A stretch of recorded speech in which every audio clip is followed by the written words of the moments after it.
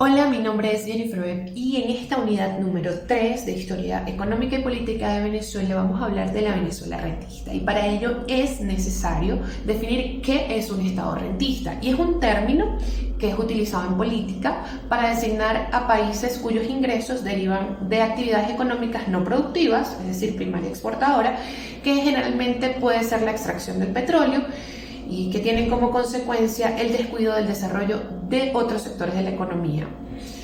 En otras palabras, las economías rentistas son aquellas que dependen de la renta generada por una actividad económica. Como dijimos antes, generalmente la exportación de un producto básico como el petróleo, ¿sí? No pueden experimentar un proceso de desarrollo sostenible, ya que al depender de actividades económicas cambiantes y volátiles que están sujetas a unas realidades que están fuera de su control, se transforman en economías vulnerables y cambiantes. Tradicionalmente aplican políticas económicas procíclicas que generan bonanza en los periodos de altos precios del producto que exportan, pero que en recesión empobrecen y generan inflación en los periodos de bajos precios. En ellas se aprecia notablemente la moneda en años de bonanza, ¿sí? Pero luego pueden sufrir masivas devaluaciones con efectos devastadores. Para corregir esa vulnerabilidad es necesario evitar la implementación de políticas procíclicas, crear fondos de estabilización, diversificar, y esto es lo más importante, diversificar la economía y aplicar políticas cambiarias dinámicas. Durante las últimas décadas, la economía venezolana ha sido identificada como rentista.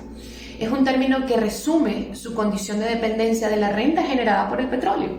El Estado, como único dueño de las riquezas del subsuelo, ha percibido recursos de la explotación de los hidrocarburos a través del cobro de impuestos y cobros de otros gravámenes, particularmente en los años en los que se han producido abruptos aumentos de los precios de exportación, lo que ha permitido la implementación de políticas de gastos ampliamente expansivas con importantes repercusiones en la economía interna. Esto ha llevado a la conformación de una estructura económica conocida como capitalismo rentístico. Pero cuando estaba estudiando este tema, hubo un término bien importante que creo que hay que traer a colación y es la enfermedad holandesa. Es un fenómeno económico que se refiere a los efectos nocivos del aumento repentino a los ingresos de un país. Además, suele relacionarse con el descubrimiento de nuevas fuentes de recursos naturales. Es un concepto que nació en 1960 en los Países Bajos, de ahí es que viene su nombre. Puede ocurrir con el desarrollo de cualquier actividad que genere un aumento importante de los ingresos en divisas. Pero realmente, ¿qué es la enfermedad holandesa? Y es que es un término económico para las consecuencias negativas que puedan surgir de un aumento en el valor de la moneda de una nación. Sí, ya no es exclusivo de Países Bajos. Este fenómeno se asocia principalmente con el nuevo descubrimiento o explotación de un recurso natural valioso, en este caso, en Venezuela, el petróleo, y las repercusiones inesperadas que tal descubrimiento puede tener en la economía general de una nación.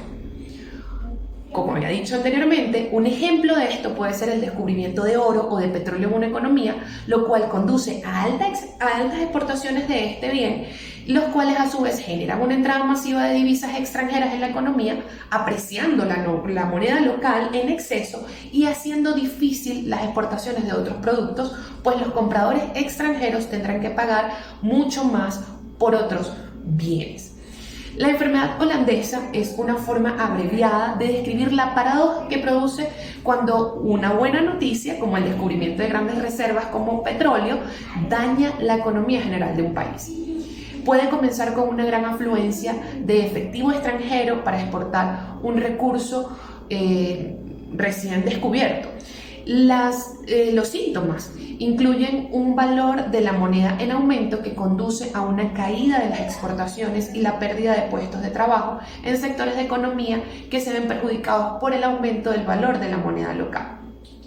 Ahora bien, llevemos este término de la enfermedad holandesa a nuestra Venezuela.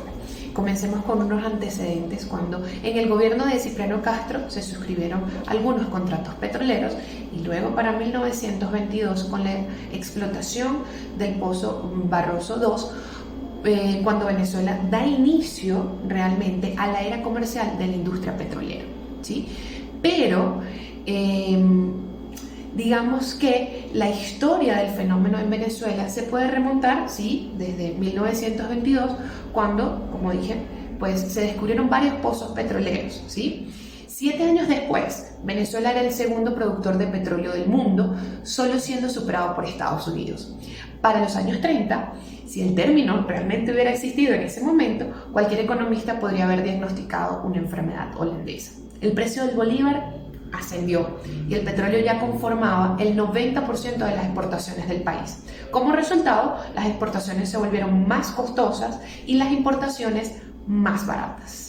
¿Qué pasó luego? ¿Sí? Y fue que Venezuela obtuvo más ganancias, más propiedad, mayores impuestos de las compañías petroleras extranjeras, pero el gran punto de inflexión fue la nacionalización. Cuando fue en 1976, Venezuela creó PDVSA, ¿sí? Después de esto, el patrón se repitió con la entrada de compañías petroleras extranjeras que invertían y estimulaban la producción y luego eran expulsadas con más nacionalizaciones. Pero vale la pena nombrar algunos cambios significativos en esta Venezuela rentista. El primero son los cambios históricos y políticos que se han vivido. Y es que el petróleo ha participado en la vida venezolana como un elemento dinámico, determinante y decisivo en la transformación política, económica y social de esta nación. Esta pasó de ser un país de economía agrícola rudimentaria y atrasada, con escasos ingresos, a otro con una mentalidad minera y con una economía dependiente de la explotación del petróleo.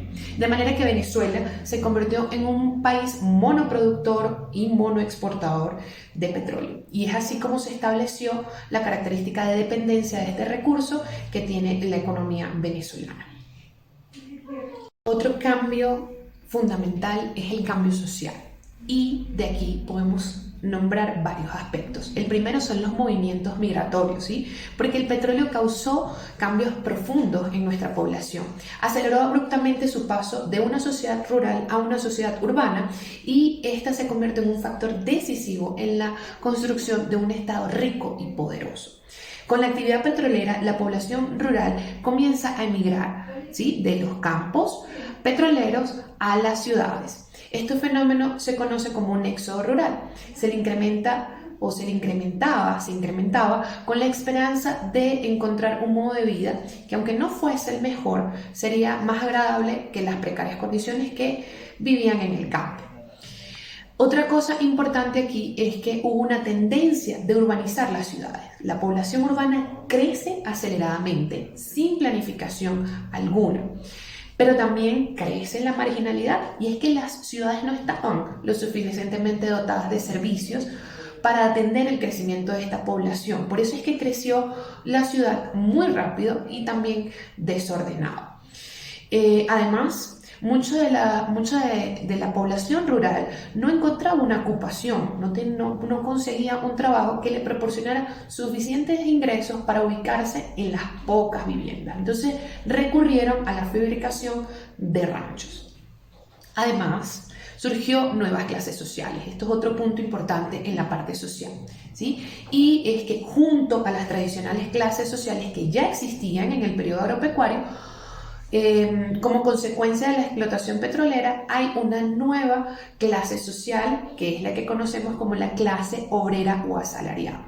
Y esta está ubicada en los campos petroleros, haciendas y hatos modernos, en las fábricas y talleres, ¿sí? En bancos, comercios y en otros servicios de las ciudades.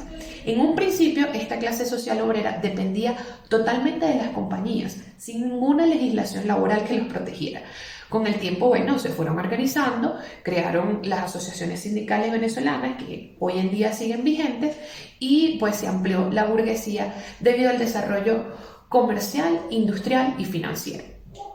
Los cambios económicos fueron que con el descubrimiento de esta riqueza en el subsuelo venezolano crecieron rápidamente las exportaciones petroleras y obtuvieron grandes ingresos fiscales, lo que hace que Venezuela cambie la base de su economía de productor y exportador agrícola a productor y exportador de petróleo. Esto ha sido el perfil económico del país ¿sí? Aun cuando en diferentes gobiernos se ha tratado de adecuar otras condiciones económicas como la reforma agraria y con las iniciativas de sembrar el petróleo, sin embargo no se han dado los resultados esperados y el país sigue dependiendo económicamente, exclusivamente de la renta petrolera. Los cambios educativos, sin duda alguna, son uno de los más importantes, ¿sí? Porque luego de la explotación petrolera se masificó la educación. Resulta que antes del petróleo los estudios superiores no estaban al alcance de la población en general, ¿sí? Existía un alto nivel de exclusión social educativa y para ese momento tampoco había muchas universidades ni muchas oportunidades de ingreso al sistema educativo. Pero luego del petróleo, con los ingresos petroleros y la renta petrolera, el país fue contando con mayores recursos, lo que permitió la construcción de escuelas y centros educativos. Esto, bueno, en particular fue porque dio un gran salto en las intenciones de la educación realmente como un derecho, ¿sí? Se profesaba la educación gratuita, obligatoria, como derecho, deber y responsabilidad del ciudadano y de sus gobernantes. Pero ¿cómo está Venezuela en la actualidad? Y lamentablemente contamos con una hiperinflación, un PIB que está totalmente desplomado, una deuda externa que solo va en aumento, economía muy frágil, una enfermedad holandesa que cada día se intensifica más y topes en los productos. Una de las últimas noticias es que una delegación de Estados Unidos viajó a Venezuela y habló sobre energía con el gobierno. Resulta que, bueno, la Casa Blanca dijo que esta delegación sostuvo conversaciones con Venezuela, con el gobierno de Venezuela, y el tema de la energía estuvo sobre la mesa. Washington busca formas de reducir sus importaciones de petróleo ruso. Y es que las experiencias vividas durante las últimas décadas en la economía venezolana han demostrado una y otra vez que las bonanzas económicas generadas por las políticas procíclicas no se aplican en los periodos de altos precios petroleros, pues son insostenibles, ¿sí? Estas se caracterizan por intensos aumentos de la demanda, particularmente del consumo, y son seguidas por situaciones de crisis que se presentan cuando los precios bajan, ¿sí? Cuando los precios bajan, existen restricciones de producción petrolera. Al no contarse con recursos ahorrados durante esos años de bonanza, la producción abrupta de los ingresos tiene efectos pues devastadores, ya que pues esta brecha es difícilmente cubierta con financiamiento, el cual de estar disponible es altamente costoso para una economía afectada por una caída abrupta de la renta de la que depende, que en este caso para Venezuela es del petróleo. De allí la importancia de crear fondos, como dije al inicio, de estabilización macroeconómica para el ahorro de parte cuando tenemos esta abundancia de renta, ¿no? Y así contar con los recursos que permitan sostener la calidad de los ingresos en los periodos menores, ¿sí? en los periodos de cuando los precios están bajos. Bueno, quiero agradecerles por estar hasta este momento y haber escuchado pues esta exposición que tenía preparada para ustedes sobre la Venezuela rentista.